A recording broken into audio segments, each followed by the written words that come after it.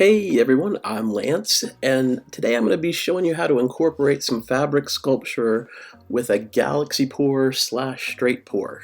And I'm showing you here, I'm just using a 12 by 12 wooden cradle board.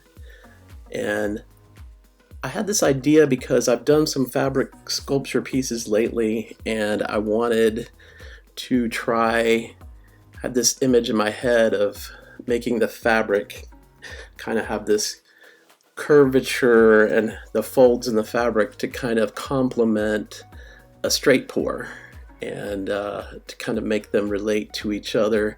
And I'm doing this on a small 12 by 12 to kind of get an idea for maybe a larger piece. And I sealed it with a little bit of thin down indigo paint. You don't really need to do that necessarily, but I just wanted to do it just in case, and I wanted to do it so it would help coat the edges of my cradle board as well. And I'm showing you, I make the slurry out of Mod Podge, joint compound, and plaster of Paris mixed with water, and you need to soak your fabric and get it soaked pretty thoroughly. I have another video that I did recently, and the link up top will take you to that video if you want to see a more in-depth recipe video where I talk about the recipe and the process and kind of break it down. This is going to be kind of fast, so if you want to see something that's a little bit more in detail, please go check out that video. I'm just showing you how I position the fabric while it's damp and wet and try to get the idea of how I want my folds. And you can put a straight pin where you gather it. See, I'm gathering it there on the right, and when you do that, it will help keep that kind of swoopy curvature of those folds. And then you're just going to staple it with a high-powered staple gun.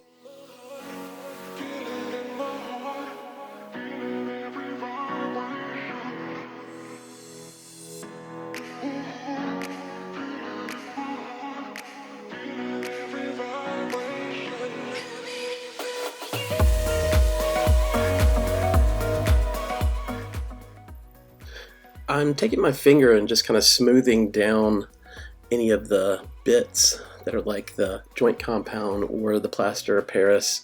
Kind of, it's like this clay consistency, and you can smooth that down without, that way it's a little less work when you have to sand this.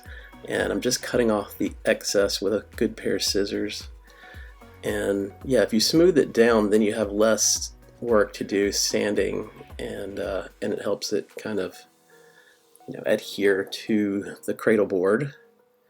And I'm just showing you too that I'm also doing another corner piece up there to kind of have these folds that will kind of look like the bands hopefully in our pour, because these types of pours have a lot of banding in them, and so I'm trying to help make these folds relate to the bands of the pour.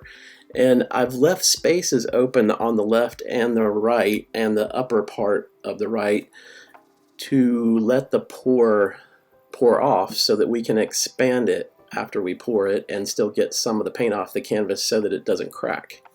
And I am now layering my cup.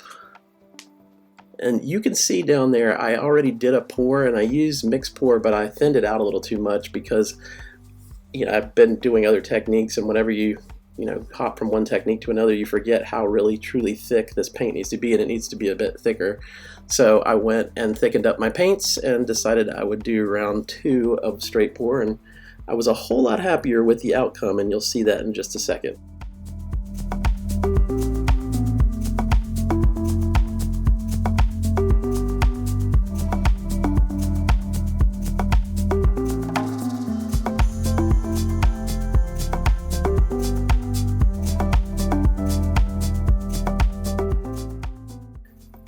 Now you'll want to vary the height and a little bit of your wrist action as you're pouring this out, and you can see I'm getting more distinctive fingerlings, and the banding is also more solid, and I'm liking what I'm getting already, and I'm even liking how it looks pouring out the cup. So you just have to kind of also look at the design that is coming out for that center, and then start to move it around a little bit.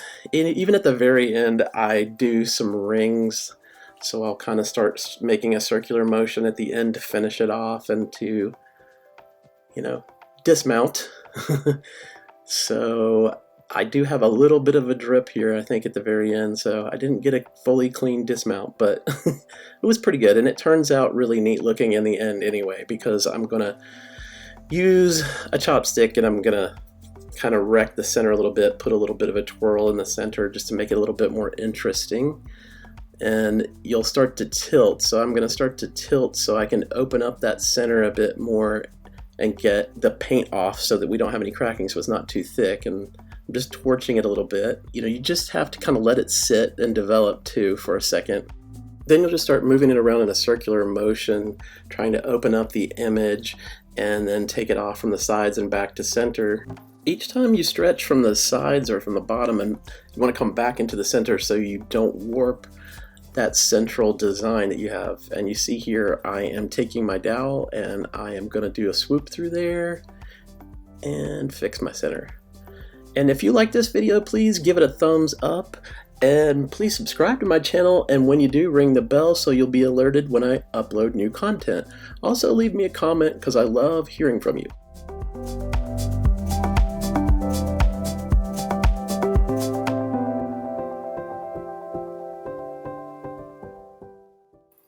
Okay, so you're now better able to see all these kind of cool cells and the banding and how it is relating to the folds of my fabric sculpture now, and you can see that a bit better, and I like this design better than the one that I previously had poured.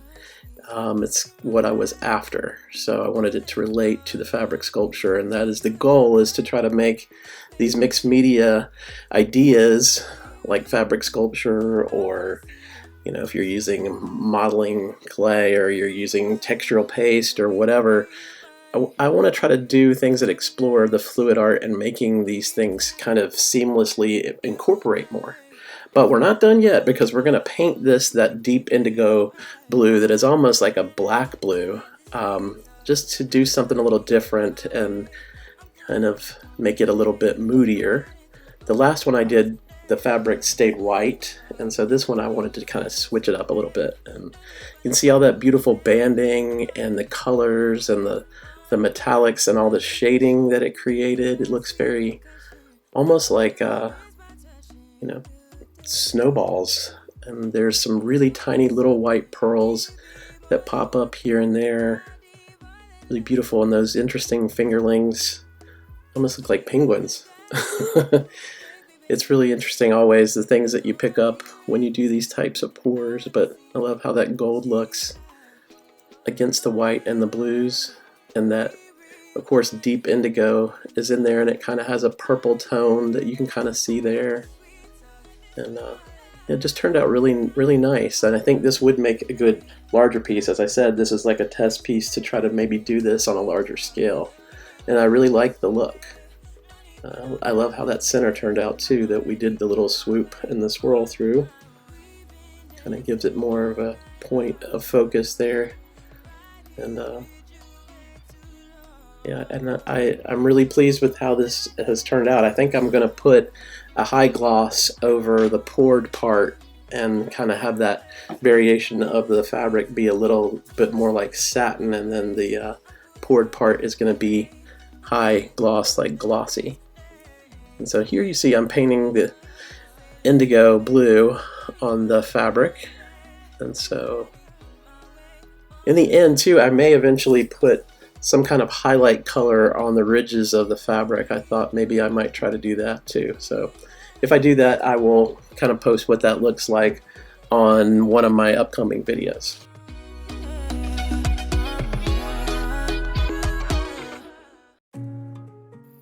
You want to use fine detail brushes to get in the small nooks and crannies, just so you don't miss anything there, and you have to look at it from many different angles in order to find those sometimes. And I'm just showing you here how I'm really trying to just be as precise as I can be, and then toggle back and forth from my big brush to my small brushes. I really do love how this is turning out. This color is a Lucas Krill indigo, and it really does, it deepens into this blue black, and I like in the end how this piece looks, because it looks like you're looking through some kind of molten metal canyon and you get this view of kind of this deeper pool that's maybe within the canyon, and just love how that turned out, and interesting and different. But I do like how this one blended with, the fabric sculpture really blended well with the type of pour. So I hope you've enjoyed this, and I hope maybe you'll try this out for yourself.